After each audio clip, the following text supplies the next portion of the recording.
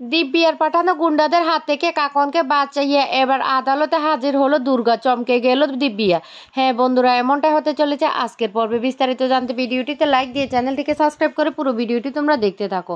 গল্পের শুরুতে আমরা দেখতে পারবো বৈদেহী মুখার্জি কৌশিকীকে বলতে লাগলো, শুনো কৌশিকী, কেন কেন জগদ্ধাত্রীকে আদালতে নিয়ে যাচ্ছ? ও কি কথা বলতে পারবে? ও কি বলতে পারবে যে মহামান্য আদালতের কাছে যে আমার এই অবস্থার জন্য দিব্যা সেনে দেয়? সে কি বলতে পারবে? সে তো কিছুই বলতে পারবে না। তাই ওকে সেখানে নিয়ে গিয়ে একটা তামাশা সৃষ্টি করার কি দরকার আছে? আমি তো সেটা বুঝতে পারছি না। কৌশিকী তখন বলতে লাগলো, কাকামণি তোমাকে না এত কথা বুঝতে হবে না, এত কথা তোমাকে বুঝতে হবে না। আমি যেটা ভাবছি সেটাই হবে। আমি জগদ্ধাত্রীকে নিয়ে আজকে কোর্টে হাজির হব, তাতে কেউ বাধা দিতে পারবে না। তখন এই কথা শুনে মেহেন্দি বলতে লাগলো, কেন বর্দি, ওকে নিয়ে কি আপনি আবার নতুন করে কোনো খেলা শুরু করে দিয়েছেন? তখন এই কথা শুনে কৌশিকী বলতে লাগলো, কি বলতে চাইছো মেহেন্দি, কি বলতে চাইছো তুমি? তখনই মেহেন্দি বলতে লাগলো, আমি কি বলতে চাইছি সেটা তো আপনার না বোঝার কথা না, না আপনি বুঝেও না বোঝার ভান করছেন।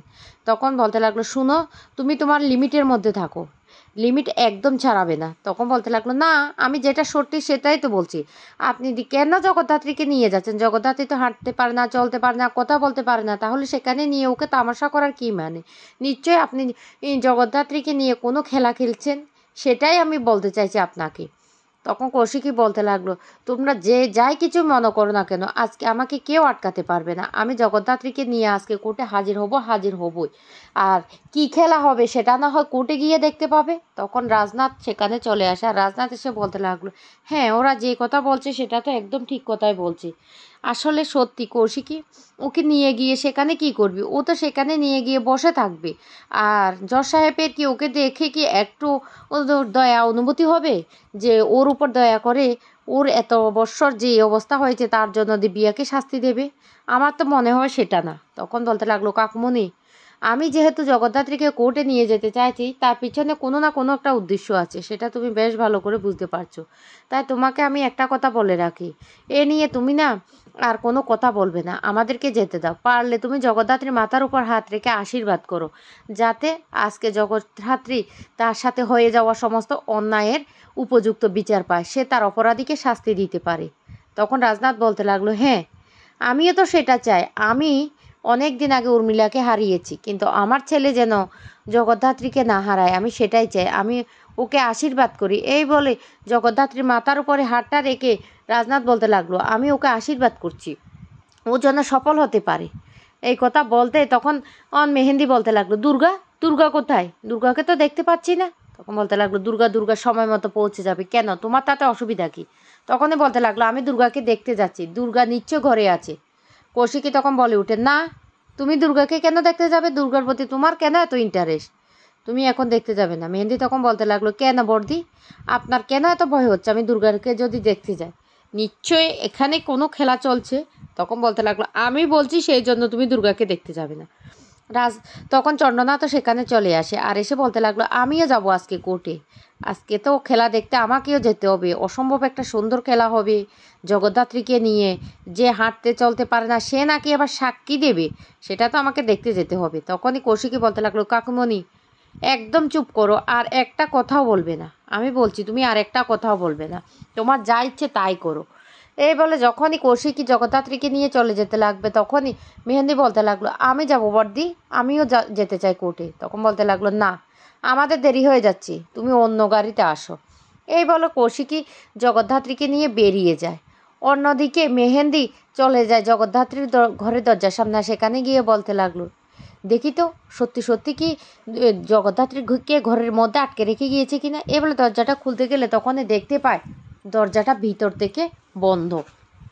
আর তখনই বলতে লাগলো, এই তো দরজা লক করে নিশ্চয় জগদ্ধাত্রীকে ঘরের মধ্যে আটকে রেখে ওই দুর্গাকে নিয়ে চলে গেছে। আমার মনে হচ্ছে সেটাই। অন্যদিকে দেখা যায় আদালত চত্বরে চলে আসে শ্রীমতী সেন, আর দিব্যা সেনও তখন চলে আসে। দিব্যা সেন শ্রীমতী সেনকে দেখে বলতে লাগলো, কি মিস্টার সেন চলে এসেছেন? তখন শ্রীমতী বলতে লাগলো, আসবো না কেন, আসবো। অনেক বছর পর একটা ইতিহাস সাক্ষী করা ঘটনা হচ্ছে, তাতে তো আমাকে আসতে হবে। যে পাপ আপনি করেছেন আমাকে বাধ্য করে সেই পাপের প্রায়শ্চিত্ত তো আপনাকে করতে হবে। আপনি আর কতদিন এইভাবে নিজেকে বাঁচিয়ে নিতে পারবেন? আপনাকে তো শাস্তি পেতেই হবে, ঠিক তাই না? তখন দিব্যা বলতে লাগলো, কিচ্ছু করতে পারবে না। জগদ্ধাত্রী না কিচ্ছু করতে পারবে না আমার, এমনকি কৌশিকীও কিচ্ছু করতে পারবে না। শ্রীমতী সেন তখন বলতে লাগলো, পাপ বাপকেও ছাড়ে না, যা করবে এবার কৌশিকী আর দুর্গা মিলে একসাথে করবে, দেখবেন। তখন বলতে লাগলো, না, তবে একটা কথা বলে রাখি শ্রীমতী সেন, আপনার ছেলে তো অনেক ইলিশ মাছ পছন্দ করে, আর আপনি নিজ হাতে আপনার বৌমাকে রান্নাটা শিখিয়ে দিয়েছেন। তখন শ্রীমতী সেন অবাক হয়ে যার বলতে লাগলো, কি বলতে চাইছেন, কি বলতে চাইছেন? তখন এই কথা শুনে বলতে লাগলো, হ্যাঁ, আপনার বাড়ির সামনে মন নিচ্ছে এতক্ষণে একটা মাছওয়ালা চলেই গিয়েছে, আর সে ইলিশ মাছ করছে, আর আপনার বৌমা মাছ নেওয়ার জন্য চলে এসেছে। তবে একটা কথা বলে রাখি, ওরা কিন্তু গান পয়েন্টে আছে, জোড়া লাশ পড়ে যাবে যদি আপনি মুখ খুলেন। আপনি বলবেন আপনি অপারেশনটা সাকসেস করতে পারেননি, কারণ ডাক্তাররা কি সবসময় সমস্ত অপারেশন সাকসেস করতে পারে না তো।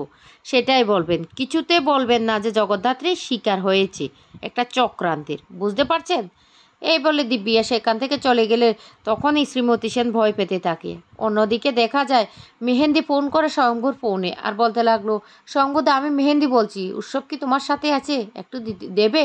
তখন স্বয়ংভূ উৎসবকে ফোনটা দিই, আর মেহেন্দি তখন বলতে লাগলো, মা তোমাকে কিছু কথা বলতে চায়। এই কথা বললে তখনই বৌদি বলতে লাগলো, এই উৎসব তুই একদম চিন্তা করবি না, আজকে আদালতে না জগদ্ধাত্রী যেতে পারবে না, যাবে দুর্গা, আর সেটা কিন্তু ডাক্তার নিয়ে গিয়ে প্রমাণ হয়ে যাবে, বুঝতে পারছিস? তুই একদম ভয় পাবি না। এইদিকে দেবু সবটা শুনতে থাকে আর বলতে লাগলো, তোকে কি বলছি তুই সেটা শুনতে পাচ্ছিস তো, তুই একদম ভয় পাবি না। একটা ইয়াং মেয়েকে নিয়ে সাক্ষী দেওয়ানো হচ্ছে, সেটাই কিন্তু ডাক্তারের উপরে প্রমাণ হয়ে যাবে, আর দেখিস আজকে দুর্গা আর কৌশিকীকে কীভাবে আদালতে হেনস্থা করা হয়। তখন খুশি হয়ে যায় উৎসব। অন্যদিকে ওরা যখন সেখান থেকে বেরিয়ে আসে তখনই সেখানে চলে আসে দেবু দরজাটা খুলে জগদ্ধাত্রীর কাছে গিয়ে বলতে লাগলো, খেলা একদম সুন্দর মতো চলছে, সব প্ল্যান মাফিক, কৌশিকীকে আমাকে বলতে হবে। আর তখনই কৌশিকীকে ফোন করে বলতে লাগলো, হ্যাঁ, খেলা একদম প্ল্যান মাফিক চলছে, তাহলে আমরাও এবার বেরোতে পারি। কৌশিকী তখন বলতে লাগলো, ঠিক আছে। অন্যদিকে স্বয়ংভূ এসে শ্রীমতী সেনকে বলতে লাগলো, এসে গেছেন মিস্টার সেন, একদম ভয় পাবেন না, আপনি কিন্তু সুন্দরভাবে কিন্তু আজকে সমস্ত ঘটনাটা খুলে বলবেন, কোনো ভয় পাবে না, চারিদিক থেকে পুলিশ ঘিরে রেখেছে, 1 ইঞ্চি জায়গাও নেই, বুঝতে পারছেন? আমাদের লয়ার আসবে, আপনি ওনার সাথে ইচ্ছে করলে কথা বলতে পারেন। তখন শ্রীমতী সেন ভয় পেতে থাকে আর মনে মনে বলতে লাগলো, স্বয়ম্ভূ, ঘটনা হয়ে গেছে, আমার বাড়ির সামনে এতক্ষণে পৌঁছে গেছে ওই মাছওয়ালাটা, আর সে নিশ্চয় আমার ছেলে আর বৌমাকে গান পয়েন্টে রেখেছে, তুমি সেটা আন্দাজও করতে পারবে না। সেই 20 বছর আগের পুরনো যে কাহিনীটা সেটা আবার হতে চলছে, সে একই পাপ আবার হচ্ছে, এই পাপ কি শেষ হবে না? সেটাই তো বুঝতে পারছি না। এই বলে ভয় পেতে থাকে শ্রীমতী সেন আর মনে মনে ভাবতে থাকে। অন্যদিকে স্বয়ংভূর সাথে উৎসব হাসতে থাকে। স্বয়ংভূ তখন বলতে লাগলো, শ্রীমতী সেন, তাহলে আমরা এখন ভিতরে যাচ্ছি। অন্যদিকে দেখা যায় কাকন যখন মাছ নিতে নিচে আসে তখনই কাকনের মাথায় গান পয়েন্ট ধরিয়ে বলতে লাগলো, 1 পাও এগোবে না। তখন কাকন ওদেরকে দেখে খুব ভয় পেতে থাকে। এইদিকে দুর্গা কিন্তু সমস্ত কিছু খেলাটা ঘুরিয়ে নিয়েছে। দুর্গা সেখানে হাজির হয়ে যায় দেবুকে সাথে নিয়ে, আর দুর্গা কাকনকে সে গুন্ডাদের হাত থেকে বাঁচিয়ে কাকনকে নিয়ে ভরা আদালতে চলে আসে। আর দুর্গাকে দেখে তো দিব্যা সেন রীতিমতো অবাক হয়ে যায়, বলতে লাগলো, কি ব্যাপার, দুর্গা এখানে কিভাবে আসলো, আর কাকন বা কীভাবে নিয়ে আসলো? শ্রীমতী সেন তখন কাকন আর তার ছেলে সংকল্পকে দেখে খুব খুশি হয়ে যায় আর বলতে লাগলো, ঠাকুর মুখ তুলে চেয়েছে, এবার দিব্যা সেনের পুনরায় শাস্তির ব্যবস্থা হবে, সেই সাক্ষীটা আমি দেব, আমি কি অন্যায় হয়েছিল 20 বছর আগে জগদ্ধাত্রীর সাথে, সেই সাক্ষীটা আমি দেব। এদিকে দিব্যা সেন খুব ভয় পেতে থাকে কাঠগড়ায় দাঁড়িয়ে। তো বন্ধুরা, কেমন লেগেছে আজকের পর্বটি?